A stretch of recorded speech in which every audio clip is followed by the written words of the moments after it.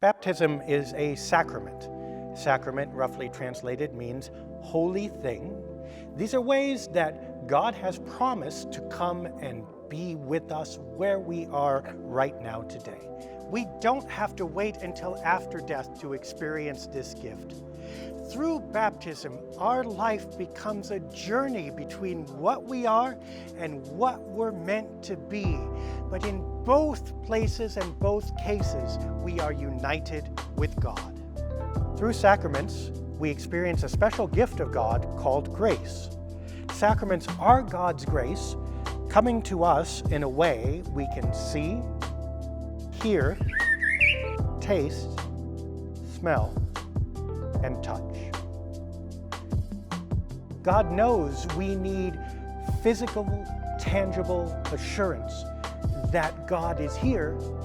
That's what sacraments are for. Grace is a gift from God that transforms the things we are and experience in a broken world into the things that are meant to be. It turns our loss into love, our failure into forgiveness, the sin of the world into salvation. God touches us through sacraments. They're not symbols. They're not designed to change what's in your mind. They're real. You're real. God is real. The water is real. God doesn't change what's in our minds through the sacraments. Instead, when God touches us, God changes us and the world around us. Now you're going to ask, isn't God with me everywhere? And absolutely, God is.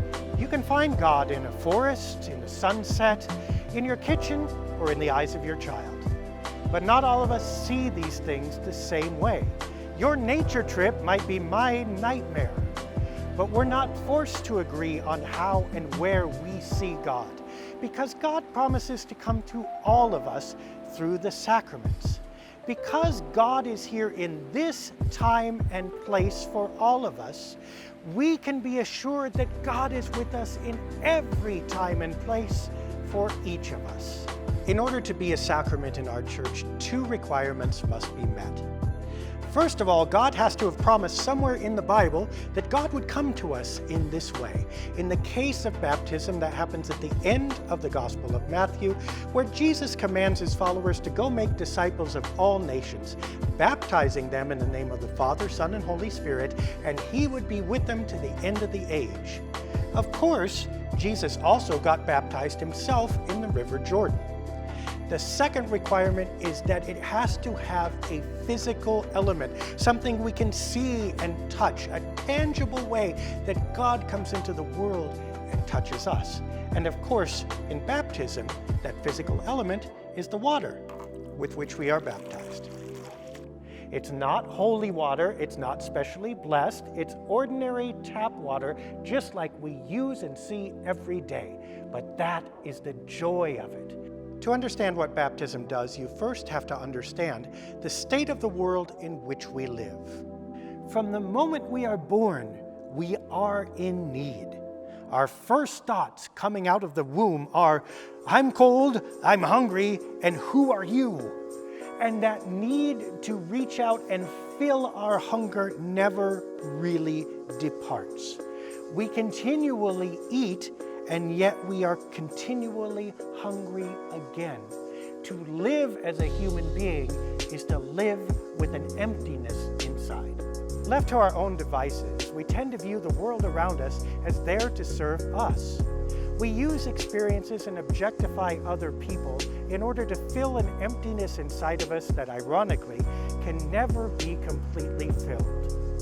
If you've ever sat down with a pint of ice cream when you're sad, if you've ever been 14 thinking, oh my gosh, if I don't get to go out with this person, I will never be whole, you know what this feels like. The problem is, nothing we try to put into that space ends up filling it. We objectify the world in vain. And we're left with the question that baptism answers. What can fill infinity except infinity?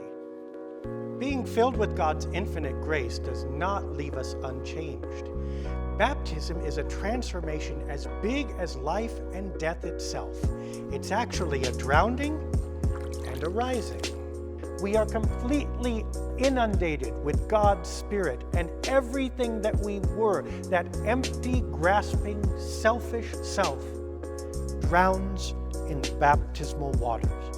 And when we rise again, we rise to new life, no longer empty, but full. This drowning and rising unites us to the death and resurrection of Jesus Christ on the cross and Easter morning. It leaps through time and space, and we too, our old selves, die with Jesus on that cross, all the sin and emptiness that we bring along with it, and we rise again on Easter, made anew. This has a dramatic change on how we view and conduct our lives. Now, instead of operating from a place of emptiness, objectifying everything in the world so we can stuff it inside us, we operate from a place of fullness, full of joy, full of love, full of peace and grace, overflowing to share with the world around us in God's name. Let's talk for a second about what baptism does. We have a cup here meant to represent us or the world. But look, it has a hole in it. It's broken. Nobody's perfect, and nothing in the world is either. So when we take this cup and we take something from the world, try to pour it inside, look what happens. It fills for a second, but it pours out, and now look, my cup is empty. But baptism is like an infinite faucet of God's love and grace pouring into us all the time. And sure, it still pours out, but it never stops. So the cup is full, and even our brokenness becomes just another way that God shows God's love to everyone around us. Operating from a place of fullness instead of emptiness changes everything. Now, instead of needing to stuff food inside of us to make ourselves feel better, we find joy in sharing food with others who are hungry. Instead of needing a relationship to make ourselves feel whole and sound, we pour wholeness and love into each other through our relationships, growing each other instead of taking from each other.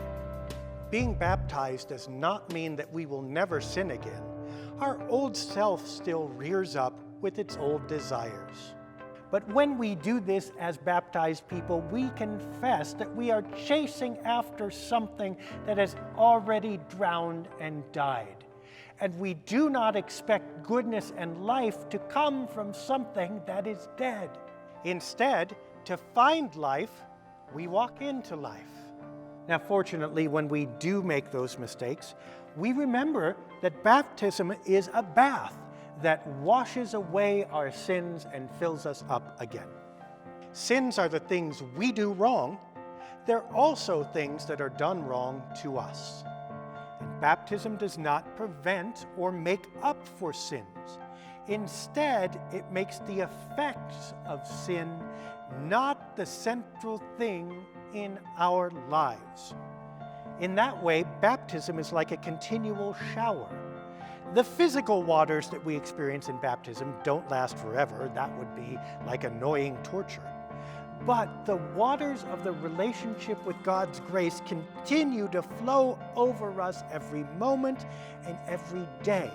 So when we experience wrongness, whether it's something we do or something that's done to us, baptismal waters wash away the stain of that wrongdoing, making us clean. So when God looks at us, God does not see the wrong, but sees the cleansed and beloved person we are, living in baptismal grace. Nothing bad that happens to us defines us as strongly as God's grace and love. Being baptized doesn't mean we deny wrong in ourselves, each other, or the world. Instead, we receive a new identity that is stronger than wrongdoing, beloved, cared for, and full. When we look at ourselves in the mirror as baptized people, we do not see primarily the flaws in ourselves. Instead, we see a beloved child of God. When we look at each other across the world through the eyes of baptism, we do not see people to fear or condemn. Instead, we also see beloved children of God. Baptism changes how we view ourselves and how we operate with the entire world around us. It's exactly what allows us to turn to our child when they are 5 and have just colored on the walls, and we say, "These crayon marks will not define you or define our relationship." It allows us to turn to the teenager whose heart has been broken and say, "You are beautiful and you are loved, and nothing will change that." It allows us to walk through those moments when we are rejected or hurt or despised or told we're not good enough. We are able to stand up and say, that definition of good enough is not all there is to existence. There is something more, and that something more flows through me and my life infinitely, no matter what happens, no matter what anyone says or does. That's the best thing about baptism. Where there is no sin, there is no need for death to be final to end sin. Death in itself was only a response to our brokenness. Nothing broken can live forever. But when brokenness and sin are filled up, guess what? We get to live forever too. But when we are washed clean and filled infinitely, now death has no final purpose. Though we may die physically, we know that that is not the end of our story. In baptism, in infinite grace, we are united with life eternal the way it was meant to be. We don't have to wait until after death to experience this gift. Through baptism, our life becomes a journey between what we are and what we're meant to be. But in both places and both cases, we are united with God.